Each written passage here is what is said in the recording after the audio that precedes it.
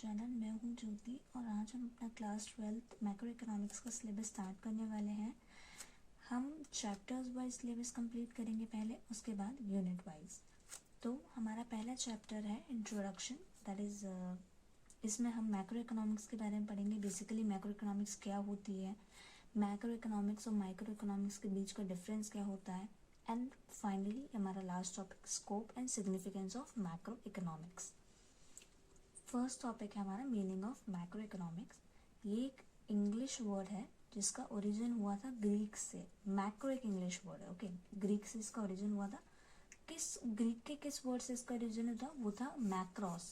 Macros एक Greek word था, okay, जिसका मीनिंग था लार्ज। लार्ज बोले तो इकोनॉमी एज होल, ओके। इसलिए मैक्रो इकोनॉमिक्स ये इसलिए है क्योंकि इसे इकोनॉमी एज होल पढ़ा जाता है। डेफिनेशन इसके आप कुछ इस तरह लिखोगे, macroeconomics is defined as that branch of economics which studies economic issues और economic problem at the level of an economy as a whole. Macroeconomics वो ब्रांच है इकोनॉमिक्स की जिसमें हम इकोनॉमिक इश्यूज और इकोनॉमिक प्रॉब्लम्स के बारे में पढ़ते हैं इकोनॉमी एज अ होल के लेवल पर, जैसे कि unemployment, poverty, growth of output, inflation, deflation etcetera, ये सारे इसके एग्जाम्पल्स हो जाते हैं। सेकेंड टॉपिक हमारा आता है how macro economics differs from micro economics. मैंने लेफ्ट हैंड साइड पे मैक्रो इकोनॉमिक्स लिखा है और राइट हैंड साइड पे माइक्रो इकोनॉमिक्स लिखा है। सो हमारा पहला डिफरेंस आता है on the basis of study. So macro economics में पहला इसमें यही आता है कि on the basis of study, कि हम दोनों को किस बेस पे पढ़ते हैं या फिर दोनों के अंदर क्या क्या चीज़ें हम पढ़ते हैं, ओके। तो मैक्रो में हम इकोनॉमी एज अ होल पढ़ते हैं, वहीं पे माइक्रो में हम इंडिविजुअल के बेसिस पे पढ़ते हैं। कोई एक इंडिविजुअल हो गया, कोई एक फर्म हो गई, कोई एक प्रोड्यूसर, ओके।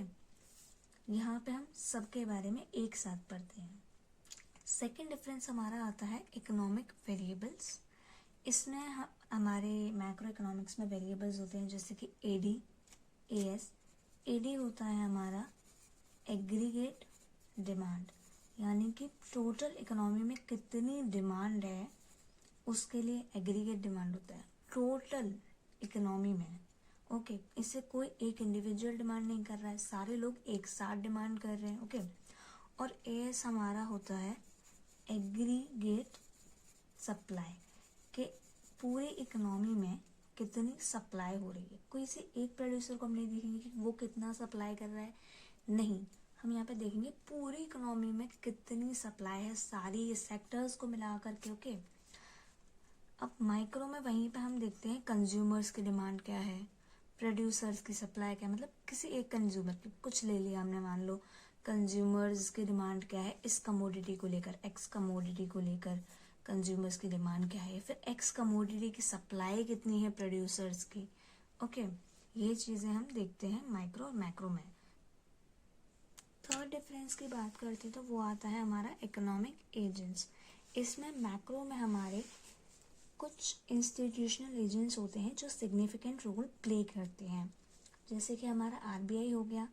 आरबीआई के बारे में हम इसमें आगे पढ़ेंगे हमारे सेकेंड यूनिट के चैप्टर्स में, एंड इसके बारे में हम अपनी आईईडी में भी कवर करेंगे। आरबीआई के बारे में बात करते हैं कि जो इंस्टीट्यूशनल एजेंट्स होते हैं ये किस चीज़ पे फोकस करते हैं। इनका फोकस होता है मैक्सिमम सोशल वेलफेयर पर, कि ज़्यादा से ज़्यादा सोसाइटी का वेलफेयर कर सकें, ओके।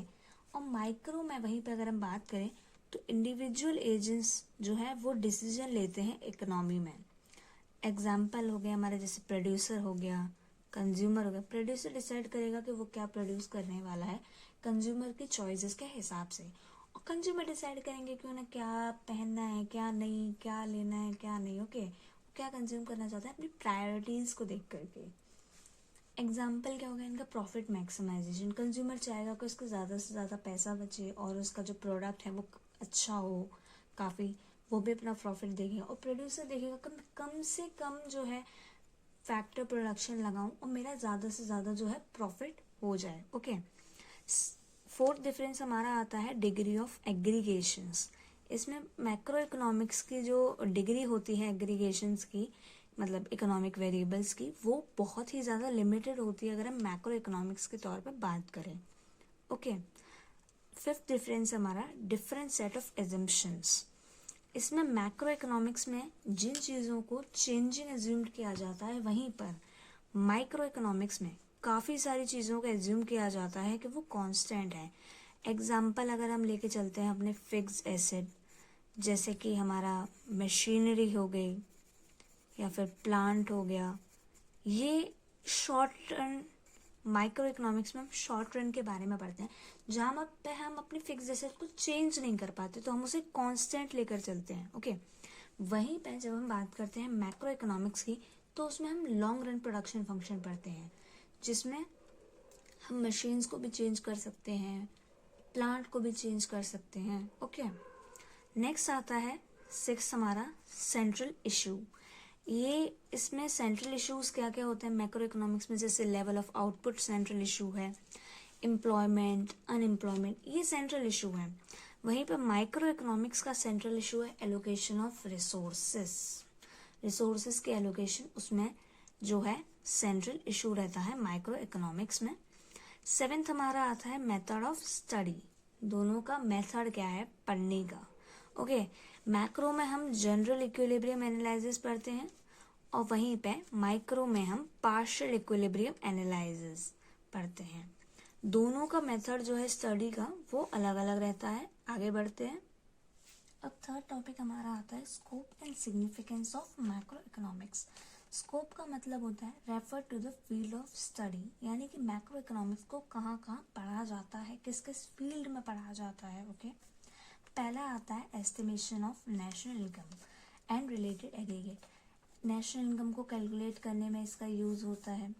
रिलेटेड जैसे कि हमारा जीडीपी हो गया, ग्रॉस डोमेस्टिक प्रोडक्ट, और भी काफ़ी सारे ऐसे एग्रीगेट्स होते हैं जिनको कैलकुलेट करने के लिए मैक्रो इकोनॉमिक्स को पढ़ा जाता है। ओके, सेकंड आता है थ्योरी ऑफ एम्प्लॉयमेंट, यानी कि हम जब प्रोडक्शन कर रहे हैं तो वो प्रोडक्शन किस एम्प्लॉयमेंट के बेस पर हो रहा है, यानी कि फुल एम्प्लॉयमेंट है उस टाइम पे, ओवर एम्प्लॉयमेंट है या फिर अंडर एम्प्लॉयमेंट है। ये एम्प्लॉयमेंट की स्टेजेस होती हैं। ठीक है, ये होता है थ्योरी ऑफ एम्प्लॉयमेंट। थर्ड आता है हमारा थ्योरी ऑफ मनी, यानी कि मनी के बारे में हम पढ़ेंगे आगे वाले चैप्टर्स में। ये सारा कुछ, ये जो सारे टॉपिक्स हैं ये अलग अलग चैप्टर्स में डिवाइडेड हैं। आगे इन सब के बारे में हम पढ़ेंगे। तो थ्योरी ऑफ मनी की बात करते हैं तो हम इसमें पढ़ेंगे कि मनी का एवोल्यूशन कैसे हुआ, वो मार्केट में कैसे आया, उसे कौन कौन सप्लाई करता है, मार्केट में कौन कौन सप्लायर्स होते हैं इकोनॉमी में जो मनी को सप्लाई करते हैं मार्केट में, लोगों के पास कैसे पहुंचता है। ओके, इसमें हम आरबीआई के बारे में पढ़ेंगे, उसका रोल क्या होता है, कमर्शियल बैंक्स के रोल्स के बारे में पढ़ेंगे, मनी को लेकर के, मनी सप्लाई। ओके, उसमें फिर आ जाता है हमारा कमर्शियल बैंक के फंक्शंस आ जाते हैं काफ़ी सारे। उनमें से एक मेन इंपॉर्टेंट हमारा फंक्शन होता है, वो होता है क्रेडिट क्रिएशन। वो भी हम सब कुछ आगे वाले चैप्टर्स में कवर करेंगे। फोर्थ हमारा आता है theory of general price level. Okay, general price level की जो थ्योरी होती है, जैसे हमारे इन्फ्लेशनरी और डिफ्लेशनरी गैप्स हो गए।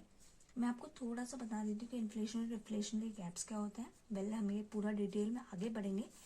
इन्फ्लेशनरी गैप होता है जब डिमांड सप्लाई से ज़्यादा होती है, when demand is more than supply. इन दोनों के बीच इक्वल होने की ना, अब ये इक्वल नहीं है, demand is not equal to S, तो ये कुछ ज़्यादा है। जितना ये ज़्यादा है ना, वो जो गैप क्रिएट हुआ है इसको कहते हैं हम इन्फ्लेशनरी गैप। ओके, बात करते हैं डिफ्लेशनरी गैप क्या होता है, when demand is less than supply in economy. अब ये जो गैप क्रिएट हुआ है उसे कहते हैं हम डिफ्लेशनरी गैप। फिफ्थ टॉपिक की तरफ बढ़ते हैं, वो होता है हमारा रोल ऑफ द गवर्नमेंट।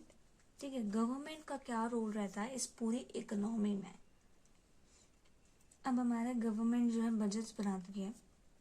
इस टाइम पे भी 2023 का अभी जो बजट है वो भी तैयार होकर आया है। हमारा अभी अभी एक अकाउंटिंग ईयर ख़त्म हुआ है, तो गवर्नमेंट का रोल रहा है यहाँ पे बजट बनाने का। ओके, तो अब जो बजट बना है वो इस अगले अकाउंटिंग ईयर तक चलेगा। ओके, एक साल का अकाउंटिंग ईयर होता है हमारा, ओके, आगे पढ़ेंगे हम सब कुछ। Role of government, government budgets बनाती है हमारी। 6th आता है हमारा exchange rate and balance of payment. Exchange rate यानी कि वो रेट जिस पर हम एक करेंसी को दूसरी करेंसी से एक्सचेंज करते हैं। ओके, जैसे हम रुपी को डॉलर में कन्वर्ट करते हैं तो जितना एक्सचेंज रेट होता है, यानी मान लेते हैं, ज्यूम कर लेते हैं, $1 की कीमत इंडियन रुपीज में 81.72 चल रही है इस टाइम पे, मान लेते हैं, ज्यूम कर लेते हैं। ओके, ये जो हमारी निकल के आई है, इस रेट पर $1 चेंज हो रहा है। ओके, हम इतने रेट पर $1 के साथ चेंज कर रहे हैं अपनी करेंसी को, तो ये क्या हो गया? Exchange rate. Okay, balance of payment क्या होता है? हम आगे वाले चैप्टर्स में अपने कैपिटल अकाउंट और करंट अकाउंट के बारे में पढ़ेंगे, ठीक है। इसमें क्या होता है, कैपिटल अकाउंट में बोरोइंग आ जाती है, इन्वेस्टमेंट आ जाती है, वहीं पे करंट अकाउंट में हमारे इम्पोर्ट एंड एक्सपोर्ट्स आ जाते हैं, गुड्स के, सर्विसेज के, यूनिलेटरल ट्रांसफर्स के। ओके, तो इन दोनों का जो पेमेंट्स या फिर रिसीट्स होती है ना, तो receipts is equals to payment, उसको कहते हैं बैलेंस ऑफ पेमेंट। या फिर मैं कहूँ कि रिसीट्स ज़्यादा है हमारी पेमेंट से, तो वो भी बैलेंस ऑफ पेमेंट होगा। ओके, बाय द वे वो ज़्यादा हो जाएगा, सरप्लस हो जाएगा हमारे पास रिसीट्स, पर वो एक बैलेंस में रहेगा, यानी कि हम घाटे में नहीं है। ओके, वेल बैलेंस कब होता है? जब receipt is equals to payment होगा। ओके, अब आ जाता है हमारा नेक्स्ट, थर्ड में हमने स्कोप पढ़ लिए सारे, हमारे 6 स्कोप हैं। अब आते हैं सिग्निफिकेंस पर। ओके, सिग्निफिकेंस में पहला आ जाता है description of the economy.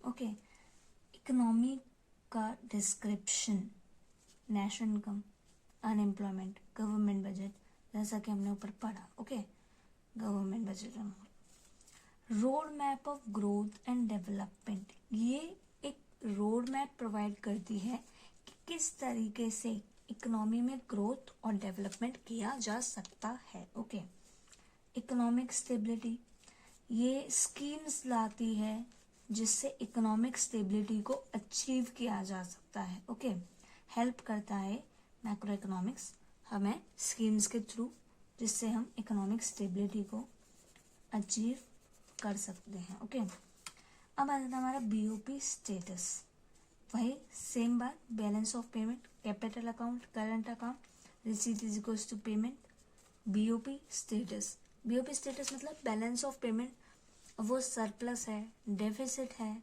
Equals है, वो सब हमें इससे पता चलता है, वो मोर देन है, लेस देन है या इक्वल है, सब कुछ हमें इसी से पता चलता है, बीओपी स्टेटस। ओके, 5th आता है problem of poverty and environmental pollution. Poverty की प्रॉब्लम है, एनवायरमेंटल पॉल्यूशन, जैसे जैसे डेवलपमेंट होता जा रहा है कंट्रीज में, पॉल्यूशन बढ़ता जा रहा है, एयर पॉल्यूशन, वाटर पॉल्यूशन।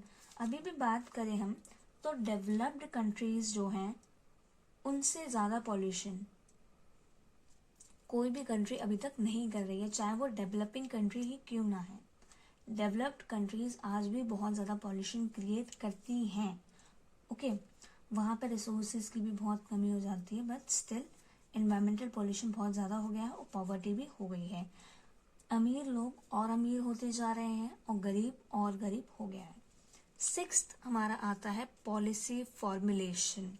इसमें aggregate demand, aggregate supply, total consumption, investment expenditure, इन सब के बारे में बताया जाता है, इसे कहते हैं पॉलिसी फॉर्मुलेशन। सो हमारा चैप्टर इसी के साथ ख़त्म होता है। गाइज, अगर आपको ये वीडियो थोड़ी सी भी हेल्पफुल लगी हो ना, तो यार प्लीज़ दोस्तों के साथ शेयर कर दो और चैनल सब्सक्राइब कर दो यार। बहुत मेहनत लगती है एक वीडियो को बनाने में, आपकी एक स्टेप भी ना मुझे बहुत मोटिवेशन देने वाला है नेक्स्ट वीडियोस बनाने के लिए, और मैं ट्राई करूँगी कि मैं अपना लेवल बेस्ट दूँ अपनी आगे आने वाली वीडियोस में। एंड प्लीज़ सब्सक्राइब कर दो यार, बहुत मेहनत लगती है। So thank you, till then, bye bye, happy learning.